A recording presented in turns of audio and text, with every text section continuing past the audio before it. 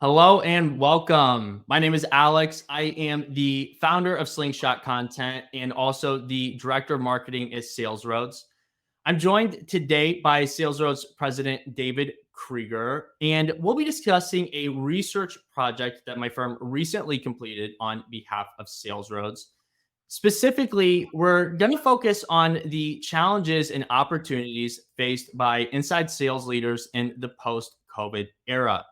As we all know, businesses have been challenged by high inflation, record employee turnover, shifting worker preferences, and all of those have created an uncertain landscape, making talent retention and hiring even more pressing issues for sales leaders than they were before the pandemic. So, before we get into the methodology and the results of this project, David, can you speak a little bit to why this research is so important for sales leaders right now? Yeah, I think that sales leaders have struggled with retention over the past few years. It's been something actually that sales leaders always have struggled with, but it's been something that after COVID really accelerated. And what I found at SalesRoads is that high retention really correlates with success of sales teams. You invest a lot in recruiting the right people, coaching the right people, training the right people, building them into your processes, into your culture. And when you lose them, it's really tough. And so if you can do things to really maximize the retention of your sales team, it's going to have a huge impact on your sales and quota attainment. Well said. So, let's dive into the data here to uncover the forces driving those turnover challenges. We surveyed 260 SDRs and interviewed some notable sales experts for their perspective. Our sample was comprised of SDRs and BDRs in the United States. They represented a wide range of industries and company sizes. The results for our research have a margin of error of plus or minus 6%. So let's get into it. Starting with a little bit of background just on where the labor market in the US is right now. Again, there's this weird mix of high inflation, tech layoffs, but also record job growth and record low unemployment. You couple that with higher than average inflation, and it's created this atmosphere where workers are incentivized to seek new employment opportunities, right? Companies are offering perks and higher salaries to try and be competitive. And so if you haven't gotten a raise at your organization recently with inflation, it might feel like a pay cut while there are these other positions or other companies dangling these inflation boosted salaries out there. And the sales development space wasn't immune to this. When we asked our SDRs, 50% of them told us that they had considered seeking new employment in the last 6 months. Again, 50% of our sample said that they had considered seeking new employers in the last 6 months. So, in light of those findings, David, that 50%, half of SDRs out there are considering new employers, what's your initial reaction to that number? Ouch. So, that's tough. It takes a while to get salespeople to be productive and be parts of your organization. And if you have 50% of them thinking that they want to find a new job, that's unsustainable. And that's not only going to hurt, I'll be honest, individual companies, but it hurts the economy in general. It is really hard to have a really productive economy when you have 50% of people wanting to switch jobs. And so I think that is something that really has to be addressed from a company standpoint, maybe even macroeconomically, because that is absolutely unsustainable. Yeah, absolutely. It is unsustainable and it does create problems, but it can also create an opportunity as disruption does.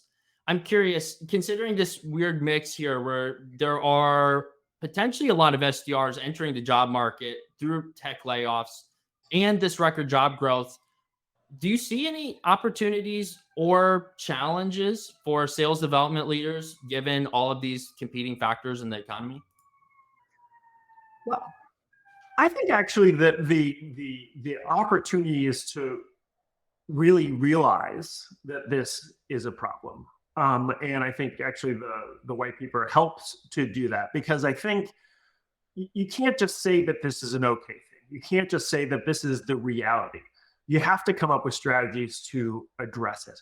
And so I think, and we've done this a lot in Salesforce, we really work hard on retention, but we've thought about what are the things that allow people or make people not want to be part of that 50%. What are the things that we can do as an organization to make sure that this is the place that they want to be? And so I think companies need to look internally. They've been looking at, we've been chasing growth for a long time. But listen, still got to chase growth. But if you don't look internally and fix this problem or mitigate some of the issues with this problem, it's going to be very difficult to grow profitably. And so I think the opportunity really is that it is actually ironically so severe that hopefully leaders are really taking this seriously and thinking of strategies and ways to mitigate this moving forward. Yeah, absolutely. Definitely a critical moment to reflect on your own internal practices. So let's get into some of those practices that we uncovered that sales leaders might be unknowingly, or how they might be unknowingly contributing to turnover in their org. So although this was a survey of SDRs and BDRs, what we uncovered was a really strong connection between turnover and sales development managers, or those frontline managers. And here's what we found. We asked our reps a whole range of questions about their working conditions and how they feel at work. Are they happy at work? Do they feel supported? And what we found is that 87.8%, so 88% approximately, of SDRs who feel supported by their manager also report feeling happy at work. Conversely, only 6.3% of SDRs feel happy at work if they don't also feel supported by their manager. So already out of the gate here, the happiness factor is heavily influenced by feeling supported by their manager, or at least that correlation is really strong there.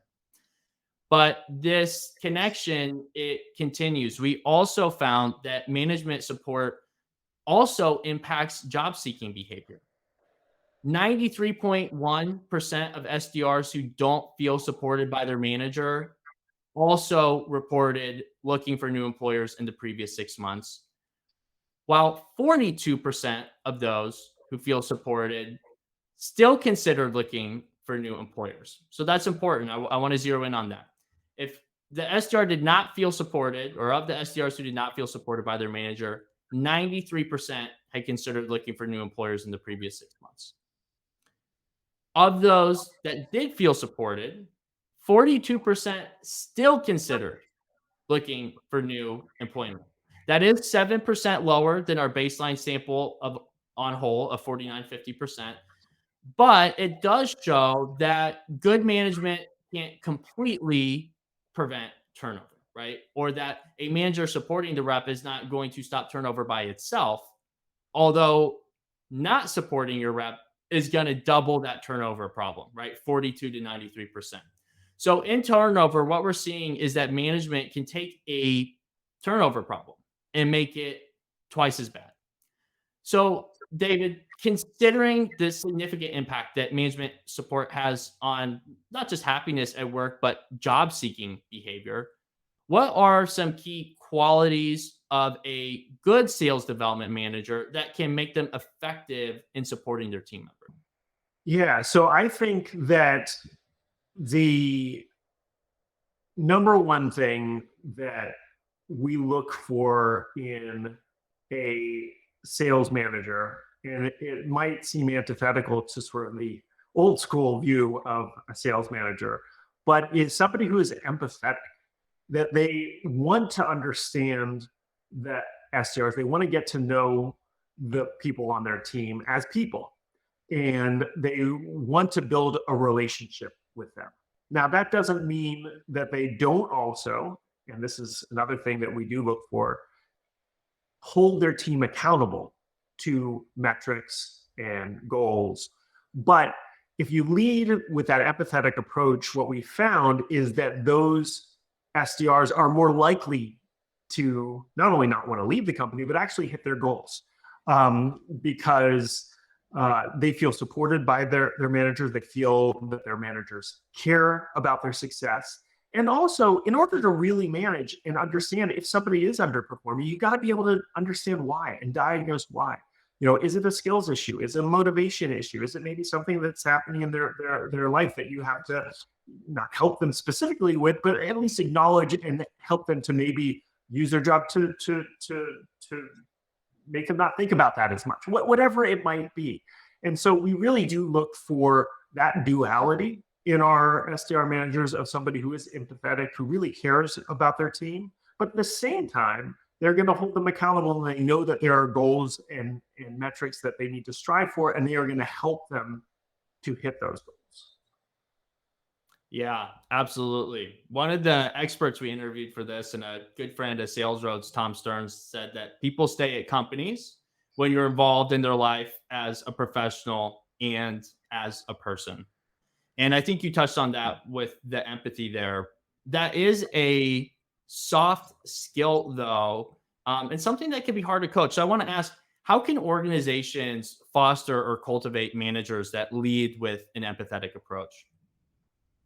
Yeah. So one of the things is it's got to be part of your culture.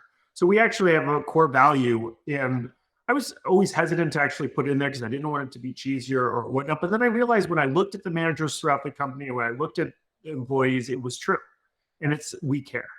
And I have found that we have recruited, we've made sure that we've promoted people who care about the company, about the people on their team, about our clients. And so it's not an easy thing to cultivate a certain type of culture, but to really do this well, you've got to bake it into the culture. And that starts with the top and mirroring those types of attributes, and making sure that you're hiring and promoting those people who really embody that type of culture. So, I think it starts on a cultural level, but then there's a lot of reinforcement, so we really ask our team, what's working, what's not working. We believe in empowerment at SalesRoads and understanding from the SDR, from the employee's perspective, what's working for them, what are ways that they can feel heard, and then making sure that those types of principles, that type of feedback is disseminated through the organization. So, it's not like you're right, it's a soft skill. And so it's not like you're going to go through one training and like all of a sudden become an empathetic person. First you got to make sure you're recruiting those people, but then also driving that. That's an important thing at SalesRoads in a way that we want people to carry themselves. Yeah, absolutely. And do you have any tips for executives that are, one step above the sales development managers? Anything they can do to model or reinforce some of those things you just talked about? Yeah. So I think that the first thing, and I think we talk about this in sales, so it's interesting to really talk about in the context of sales management because maybe it's doubly important. It's listening, making sure that you're listening, that you are hearing what your team is saying, and that you are asking questions. You're asking for feedback. And again, you bake it into all the different processes. At the end of each meeting at SalesRoads, we ask for feedback. The person who ran the meeting asked for feedback on the meeting. And so, I think it's really making sure that managers are listening to their team, asking questions about their team, and then really hearing them and actualizing those types of things that they're hearing from their team that they think are important or they need to put into place. Some great suggestions. Absolutely. So we touched here on the connection between management support and turnover. The other really strong correlation we discovered was around compensation. So 75.6% of reps who were dissatisfied with their comp said they had also considered looking for a new job over the past 6 months, while 41.8% of those who were satisfied still considered seeking new employers. So, these numbers resemble the numbers around managerial support. 41.8%, about 42% of reps, even if they were happy with comp, still considered new employers. It's a great resignation type of environment, right? But again, when they're dissatisfied, when they don't feel supported or they don't feel they're being compensated fairly, these numbers skyrocket. 75.6% of reps who didn't feel satisfied with comp said they considered looking for new jobs. Now, on one hand, I think it's really interesting that a bad manager makes this turnover problem worse than comp, right? That, a manager is more likely to drive a rep to the door than them not being happy with their paycheck, which I think really underscores the veracity of that management relationship and how important it is. But on the other hand, compensation is something that organizations have more direct control over because it's not soft skills, right? These are decisions that can be made in the executive room. And so I think these are still a really important thing to talk about in the context of preventing turnover. So with all that in mind, David, there's this correlation here: compensation, turnover. How should sales leaders approach designing compensation packages that are competitive and attractive while also sustainable for the sales organization or the organization that houses that sales team? Yeah. So um it's not easy, but I think that there's a few components that have to come into play. And I think you have to first um get a sense of what you as an organization can support. I think in the crazy of times, sometimes then we've seen it and then it becomes sort of a um a domino effect. But companies just are chasing salaries and just paying wildly crazy salaries, and then everyone else feels compelled to pay it. And sometimes it's just not sustainable for that organization. So when you're designing comp, you first have to look at your organization, your margins, your model, what you need from those individuals, and see what you can actually justify, right? And then you do need to look at it in the context of what the competition is paying and what those other things are paying. But I would say for folks who can't necessarily pay those types of salaries that they are seeing some other organizations pay, they have to lean in and think about what are their strengths. What are the things that they can offer? If they can offer that type of salary, they can make their organization special, and can entice the types of people that they want to have at their organization to want to work for them, and then be able to message accordingly. So, for instance, maybe you can offer more flexibility in the times that somebody can work. And that's, something that somebody would like to be able to have, that type of work-life balance versus paying X or getting paid X amount more. If you have figured out how to make remote work, maybe you can recruit still in certain areas. There's still, it's more even across the country because of remote work, but there still are nuances to what is paid in different regions. And you can think about recruiting in certain areas that are more along the lines of what you can pay. And so I think you have to look at it through that prism, both through what you can pay, and don't just pay what the competition is paying because that's what you think it is. You got to figure out what you can reasonably afford, and then create a holistic package. Because as you said, absolutely, comp is important. And there is an element of table stakes that you got to be able to pay somebody enough for what they're doing, but it isn't everything. I think the other thing that was driven in with COVID is a lot of people are looking for other aspects of their career. Maybe it's a type of meaningful work. Maybe it's the type of culture that you provide. Maybe it's the type of product or service where you can recruit people who are really passionate about that and they want to be a part of that. So you got to look holistically and not just think about it from a compensation standpoint. Yeah, you touched on so many great things there. And I wonder a little bit, you talked about how if you just try to match the competition and what you're doing isn't sustainable, if That's how some of these big tech companies ended up where they are today, where you're seeing 10,000 people exit the organization at once. And you just have to wonder what type of impact that brain drain has on sales teams at these orgs. Absolutely. Absolutely. So, with all this in mind, and knowing that we are in a inflationary environment right now, it is starting to cool a little bit, inflation, right? But year over year, we've still seen a 6-7% jump in prices, and that has an impact on how secure people feel financially. So, do you have any advice for sales development leaders, executive teams on how regularly or even how tactically they should be reviewing their compensation structures? You know, I think in general, I'm still looking at it once a year. You don't want to be changing things so often. I think there was one exception, and that's if things just like in the middle of COVID and when inflation was really running high, we looked at something mid-year.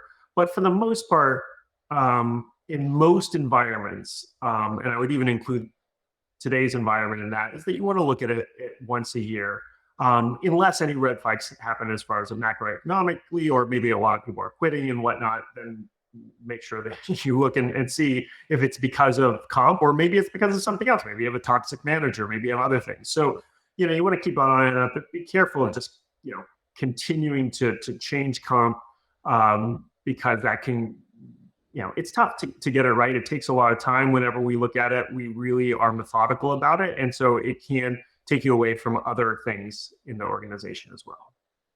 Yeah, absolutely. I want to zero in on a connection. I think this might have been the most important finding from this paper. And that's how these factors end up colliding, right? You have feelings of management support and the way managers are enabling and empowering the reps. And that's the biggest factor in determining, or the strongest correlated factor we found with SDRs seeking new employers. Um, Next one was comp, but management support affects comp, right? SDRs are living in a quota driven world where they're compensated variably based on performance. And so I'm curious, are there ways that managers can support their reps, while also advocating for higher compensation packages, for maybe different quotas? Should a sales development manager go to the executive team and say, hey, we need to change this quota because this is a competitive sales development environment, and our reps aren't making what we promised them? Should they consider adjusting quota, or is that just off the table? I don't think it's off the table. And I think it is a really interesting aspect. And I think a lot of people have different viewpoints on this. But what I think is, first of all, one principle that you spoke to, and I think is interesting and outlined in the paper, and Daryl Prale, who's a great leader in this regard, spoke to in the white paper as well, is you do need to advocate for your team. A lot of times, managers, leaders feel like they are solely responsible for carrying out the company's priorities to their team. But sometimes you've got to carry out the priorities of your team to the company. And the best managers know when to do that. It's not always, it's not every little thing, right? But sometimes it's really important. And this is one of those important things. If they have misfired on what the quota is, you've got to first make sure that you're really sure it isn't just because of performance or the folks that you have, that it really isn't the right type of quota. And we have ways in SalesRoads where we do it. We have actually a role that comes in and we test it. And so I would advocate for that at companies, to have a really good SDR that can basically hit quota at any time. And if they can't do it, then you maybe need to rethink whether it's possible or not, or you got to rethink the macro strategy to some degree. But as you're rethinking the macro strategy, if it's really not attainable, you want to be careful, as you said, of losing great people. And there's two effects of a quota that is unattainable. One is absolutely the compensation. And if people are brought in expecting, if they really do their job well, that they're going to make X and they can't make X, they're going to leave because they're not making enough money. But they are also doubly going to leave or doubly be frustrated because great reps want to crush quota.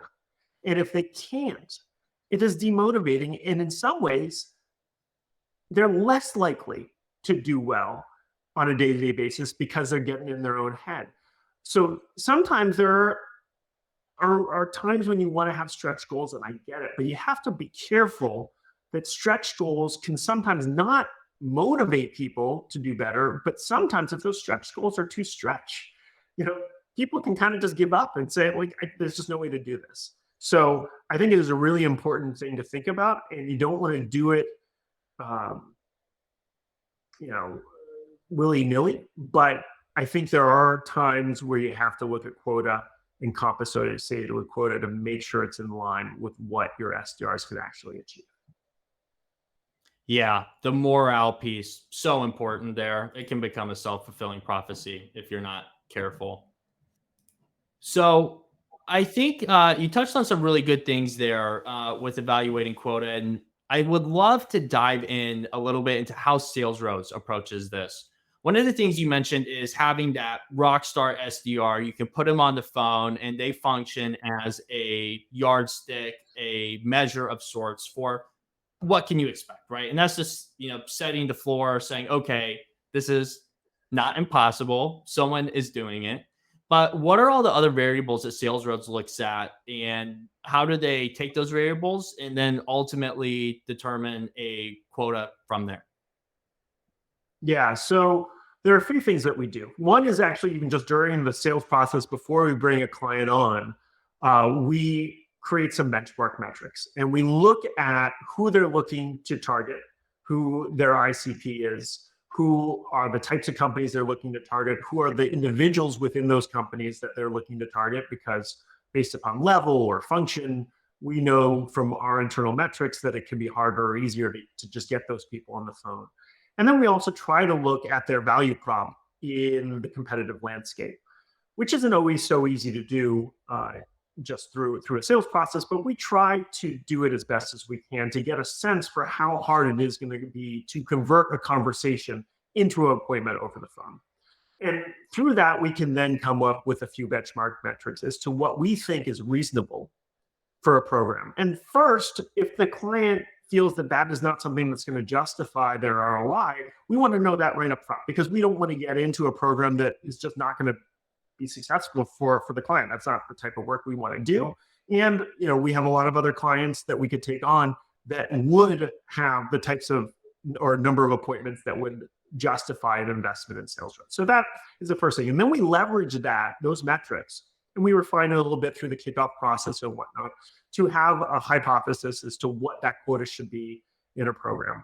We also, at the beginning of a program, before SDRs get on, we do have some of the managers calling. We have some of those individuals that we talked about, those SOSs, calling to try to see whether those metrics are good or not. Now, it's hard to sometimes just in a week or two be able to do it, but if we're seeing something one way or the other, maybe it's easier than we thought or harder than it is, we can refine that a little bit. And then we put in the quotas, and we have the quotas for the SDRs. We're then managing to those quotas. And after a period of time, we try not to change anything too quickly. We can refine it up or down.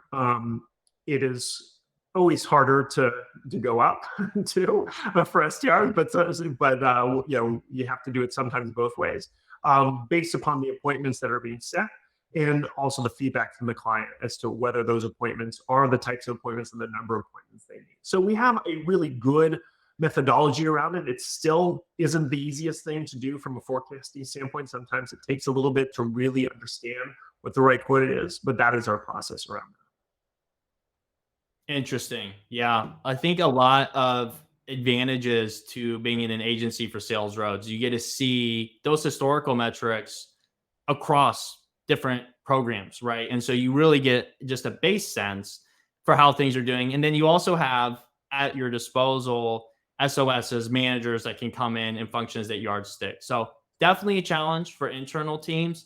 But I think you gave a lot of great components there that people can look at when trying to determine that quota.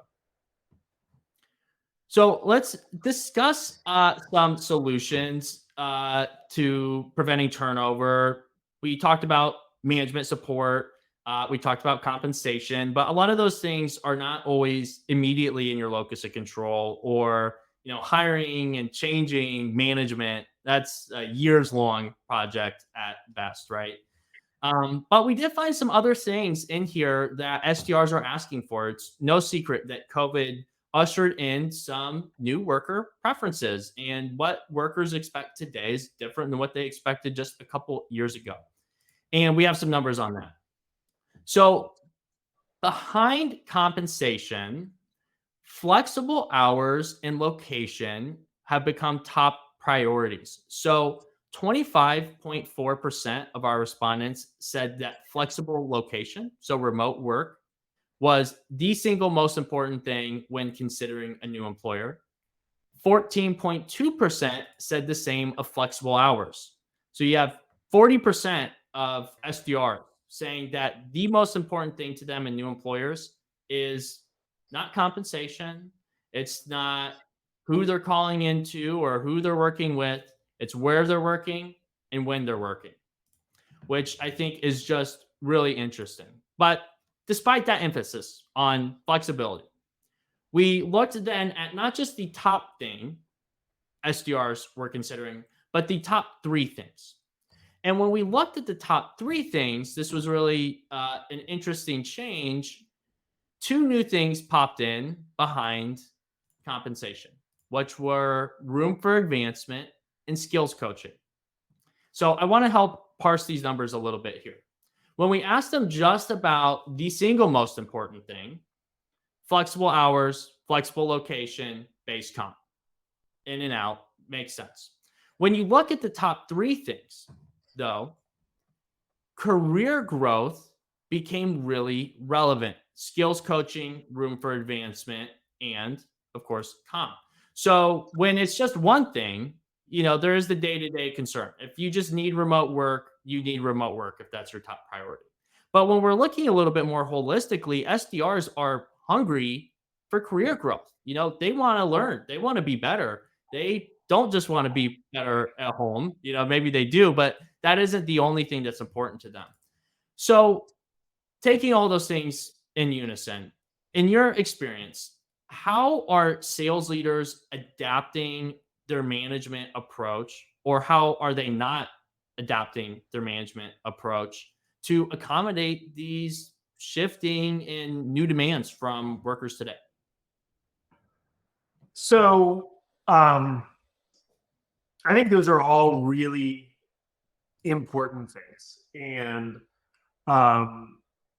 I think some companies are torn on the virtual work model.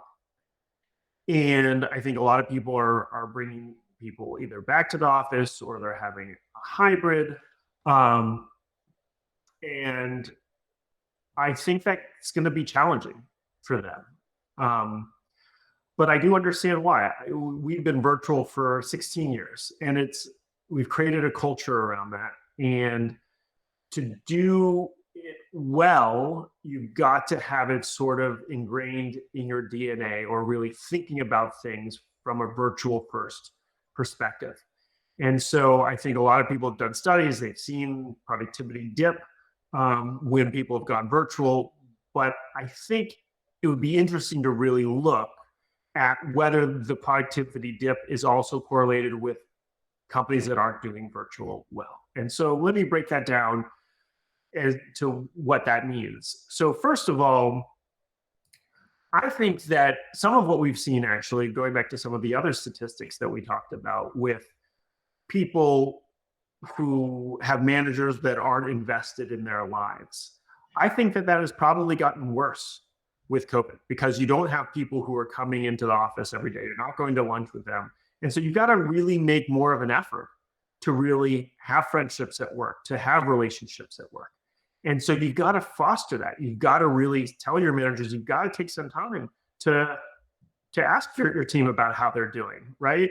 Or have a virtual happy hour, or have a virtual game day. These are all things that we do at SalesRoads. But you've got to really bake that into the culture, bake that into what happens to really make sure that people are invested in their team's lives and they get to know each other. And so, I think that the trends in that regard are going the wrong way. I would instead encourage companies, you're asking what companies are doing, instead of going to, have everybody come back, do a hybrid, I would say focus on really creating a culture with virtual, because then you're going to get so many other benefits. Because like you said, a lot of people want flexible work environment. They want to be able to live in lots of places, and you can't do both. You can't offer both. And the only way to really be able to maximize is to really change your culture, be able to do virtual well. So, I think that those are a few things that I'm seeing in the industry. As far as other trends, I'm not really sure. It's a little too early to tell. I think people are still trying to figure this all out and what it means for their company and what the best strategy is. But I do again think that the worst thing is that a lot of them are just stuck in the middle. They're kind of remote, they're kind of not, they're kind of hybrid, they're kind of not, and then they get the worst of all worlds. And they lose people because people want what they want. Yeah, absolutely. You touched on something here about the importance of having a remote focused culture, right? It's not something that you can just stumble into. And I think that this is something where, companies that are trying to claw their workers back into the office, they're stumbling. They are maybe sensing a lack of culture, or maybe they're just sensing a lack of control. Whatever's happening, they don't feel like they're in the driver's seat when their workers aren't in the office, right? And so they become a little reflexive and they say, okay, we got to bring people back. And I think you touched on the prescription, which is building a remote focused culture, but that is, I think, easier said than done, and it can also be a little bit abstract. But a couple of years ago, at the height of the COVID pandemic, you put out an article talking about how to build a remote first culture for your sales team. And two of the things you touched on were trust and accountability. And you said these were the pillars for building successful remote sales teams. Can you talk to me about the marriage between trust and accountability and how they serve remote cultures? Yeah, so I think you hit on it. I think a lot of times people feel like if they can't see somebody working, maybe they're not working, or maybe they're not working as hard as they could, and maybe they're not getting as much out of them as they could. But I think that can be solved. Well, let me back up 1 second. And then the problem is they start micromanaging, right? So either they bring people back to the office so they can see them, or they're checking in on them all the time. Or worse, I had heard during COVID, I don't know how much people are, they're doing time tracking software and all these different types of things. And that can be demotivational because people feel like they're not being trusted. They feel like they're being micromanaged. And then you know what? You're going to get less out of people because of that. So the way that I think you solve that is, like you said, there's just two aspects of it. It's trust and accountability. You got to trust people. You got to trust your team. You got to hire the right people, give them the right training, give them the right processes, and trust that they want to do good work, that they want to have good outputs, that they don't want to just slack off. But at the same time, you got to have accountability, right? And you got to have milestones and agreed upon level of what success is. So that if somebody isn't rising to the occasion, if they're not generating what they should be generating, you can hold them accountable. And more than that, I think sometimes without the accountability piece, there's a lot of people, a lot of employees that they don't know what success looks like. It hasn't been defined for them. They don't know what good output is. And so by having accountability and just having those metrics, a lot of times employees like that. I like that. I want to know what I'm striving for. I want to know what winning the game looks like. I want to know what success looks like. I want to know what doing a good job looks like.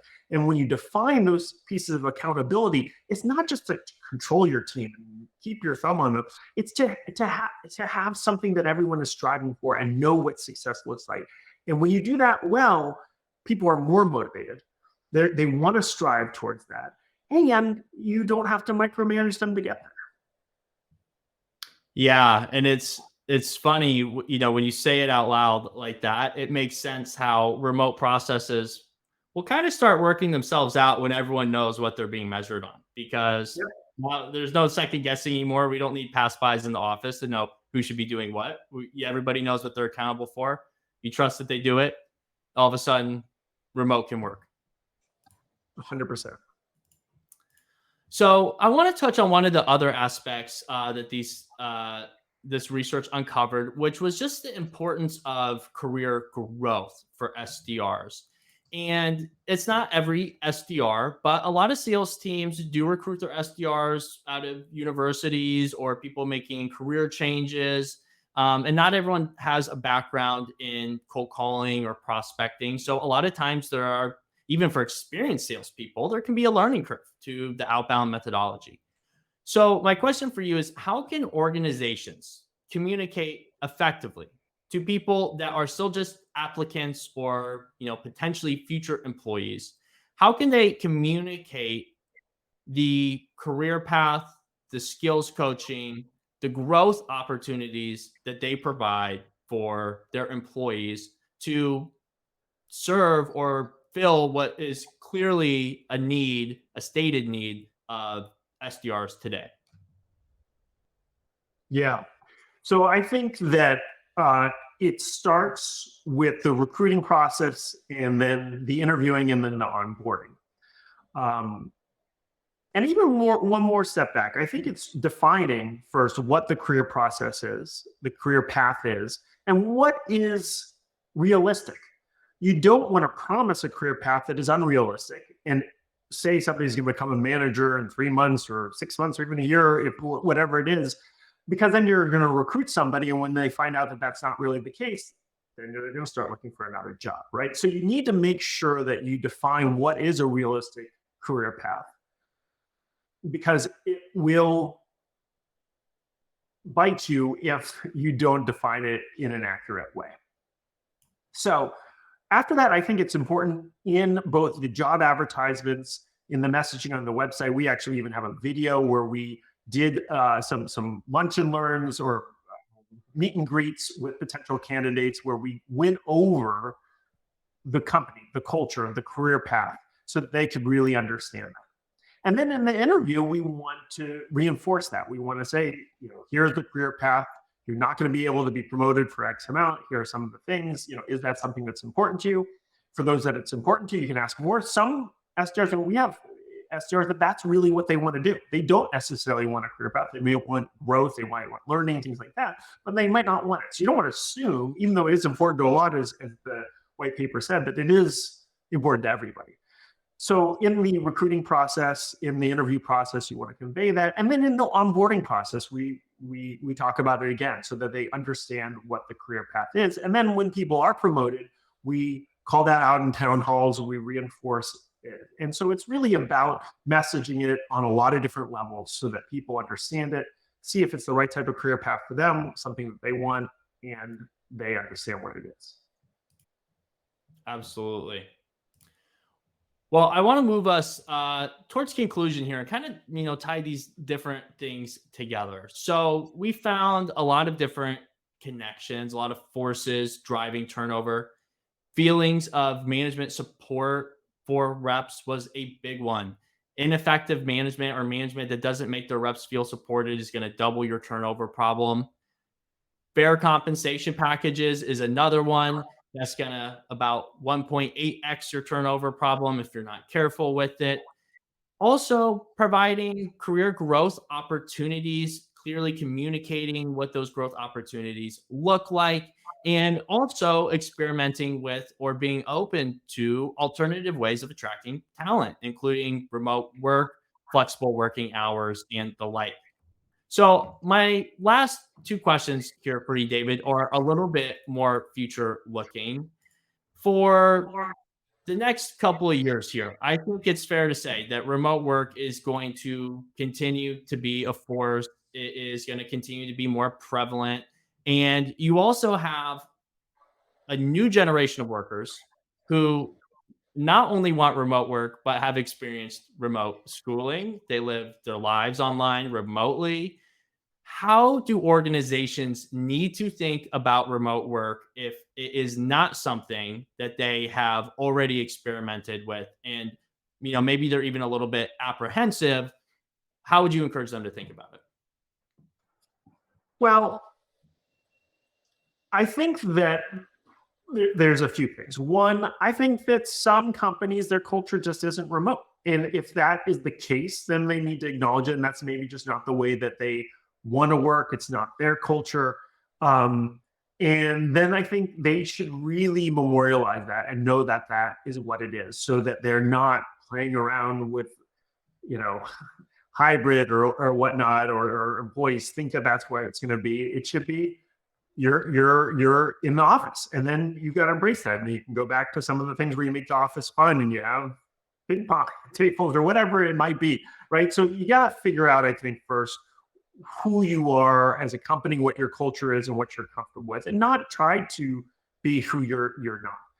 But I would say that you want to be open minded before you make that decision, and make sure that you understand why you want people in the office. Why is that important to your culture? Do you feel that there's certain types of collaboration that you really think is just better done in person?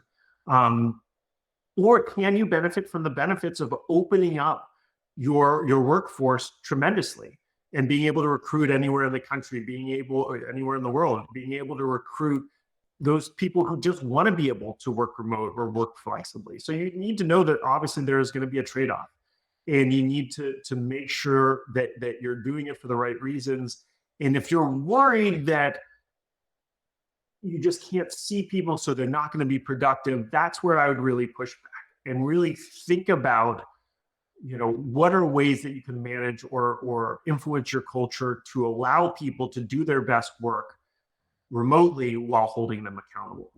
And then you can make your final decision. So I can't, obviously I'm a big believer in remote work. I built a company around that. I see tremendous productivity gains because of it. And I don't want to be naive and say that it's the only way to do things. Obviously, things have been done very differently for a long time. But I think you want to be open-minded in this environment, especially when you look at the statistics about how many people do want to be able to work remotely and flexibly. Well said. My last question before we wrap here. You have ran SalesRoads for 16 years now, recruited SDRs all over the country in all types of different economic environments. I think there are over 60 SDRs on staff with SalesRoads right now. What is the one thing you want sales development leaders to know about hiring and retaining effective, quota attaining sales teams?